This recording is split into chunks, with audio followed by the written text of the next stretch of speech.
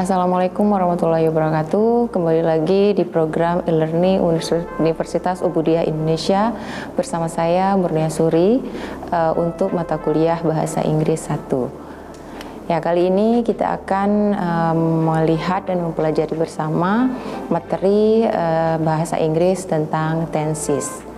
Ya, dalam bahasa Indonesia kalau kita pahami tenses itu adalah menceritakan tentang bentuk waktu.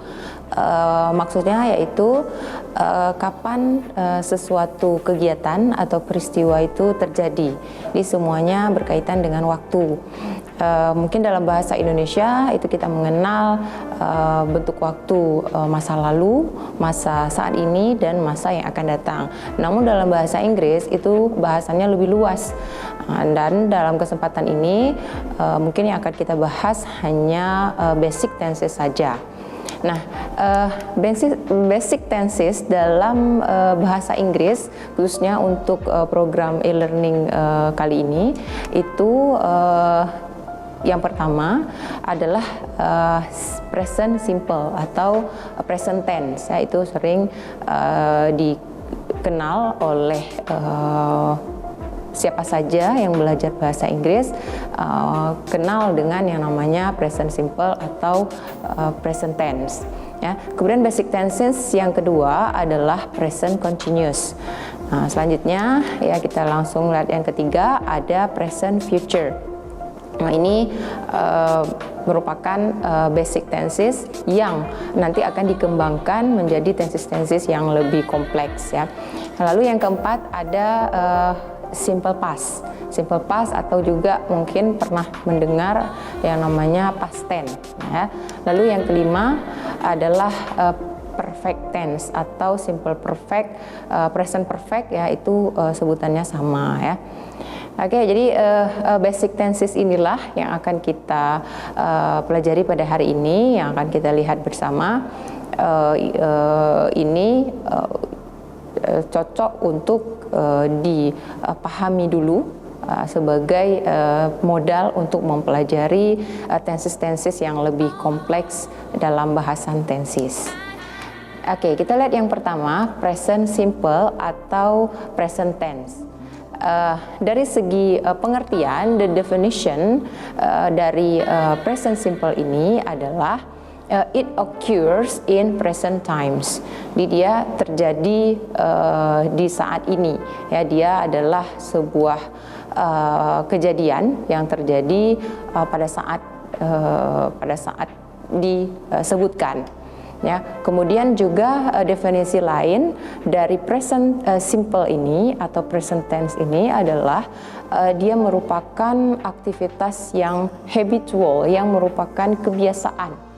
Jadi yang kegiatan tersebut dilakukan berulang-ulang di waktu yang sama, itu disebut habitual activity. Artinya pada saat kita menyebutkan kalimat tersebut, kita menggunakan present simple.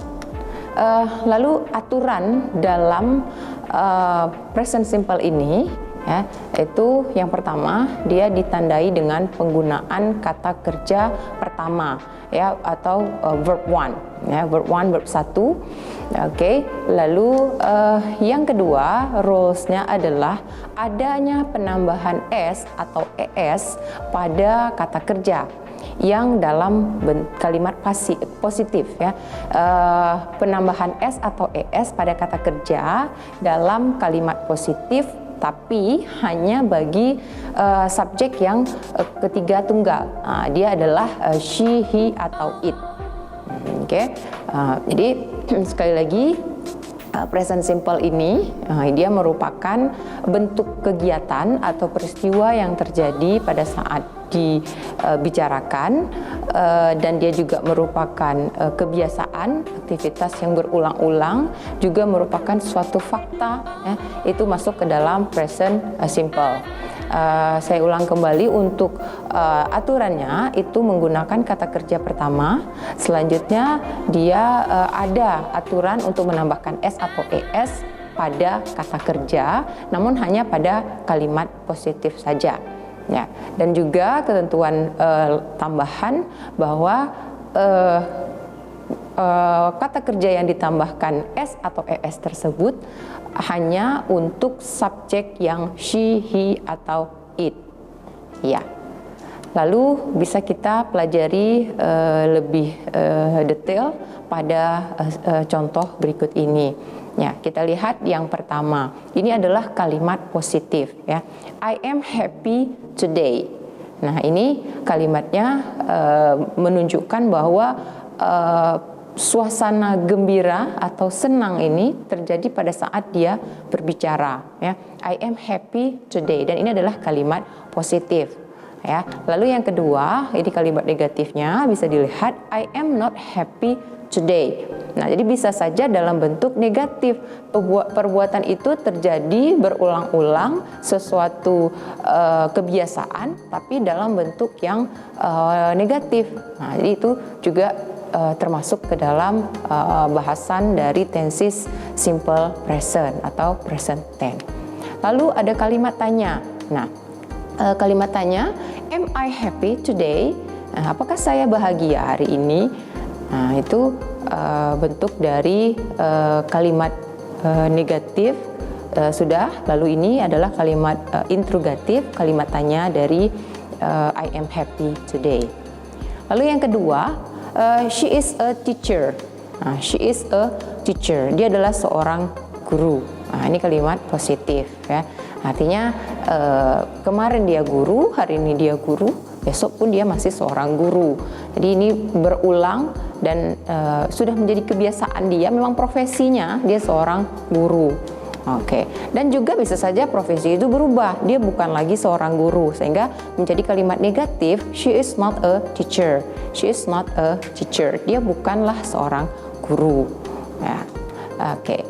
Lalu kalimat ini bisa kita buat dalam kalimat tanya menjadi is she a teacher? Ya, is di sini di kalimat tanya itu sudah mengalami perubahan arti menjadi apakah? Apakah dia seorang guru? Jadi untuk menanyakan sesuatu dengan menggunakan kata yang positifnya she is a teacher, bisa dengan is she a teacher. Ya, selanjutnya contoh yang ketiga. Bisa kita lihat bersama, kalimatnya adalah the bags are expensive. The bags are expensive. Ya, jadi ini bisa dibandingkan dengan yang kolom sebelah kiri, bahwa yang nomor 3 ini subjeknya itu dia jamak ya, bukan lagi tunggal ya, the bags. Makanya ada kita melihat kata to be are. The bags are expensive. Nah, untuk kalimat negatifnya, the bags are not expensive. Nah, mudah saja, kita hanya perlu menambahkan kata not di antara are dan kata sifat expensive. Jadi kalimat tidak yang menunjukkan bahwa tas itu tidak mahal, itu menjadi the bags are not expensive. Nah, bagaimana dengan kalimat tanyanya? Ya, bisa kita ikuti pola pada contoh 1 dan 2. Itu menjadi to be-nya sudah bergeser atau dia pindah ke awal kalimat. Ini dia, are the bags expensive? Iya, are the bags expensive? Oke. Ya, masih ada contoh yang keempat biar bisa dibandingkan lagi, mungkin bisa dipelajari lebih mendalam. This building is old. Nah, this building is old. Gedung ini sudah tua, ya, sudah berusia lama ya, sudah umurnya sudah lama dia ada ya. Lalu yang kalimat negatifnya, this building is not old. Oke. Lalu untuk kalimat tanya, is the building old? Nah, ini pembentukan kalimatnya itu kurang lebih sama. Dia hanya mengikuti saja pola dari kalimat positif, dan semua ini yang dari nomor 1 hingga dengan nomor 4 itu kita bisa melihat kata sifat dan kata benda. Nah, ya. Oke. Ya, kita bisa melihat contoh yang lain namun setelah commercial break berikut ini.